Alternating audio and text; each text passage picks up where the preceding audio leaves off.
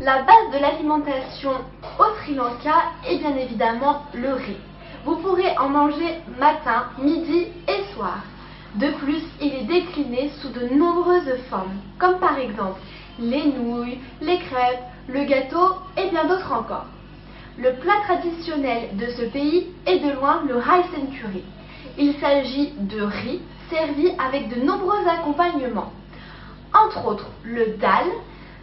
Ce sont des lentilles corail avec du lait de coco et du curry, mais aussi du poisson ou de la viande marinée, de nombreux légumes, du curry lift et sans oublier le papadam. Il s'agit de chips dans le but d'adoucir le goût quelque peu relevé de ce plat typique. Les épices sont d'ailleurs la base de la cuisine sri-lankaise. D'ailleurs, nous avons mis un tout petit peu de temps avant de nous habituer à ce goût légèrement épicé. Alors, les Sri Lankais se déplacent avec beaucoup de moyens de transport. Le vélo, la moto, le scooter, la voiture, le taxi, le train, le bus et bien sûr le tuk-tuk. Pour notre part, on les a tous essayés. Pour se déplacer, il faut prévoir quand même beaucoup de temps. Sur notre lieu de stage, il faut environ 5 km.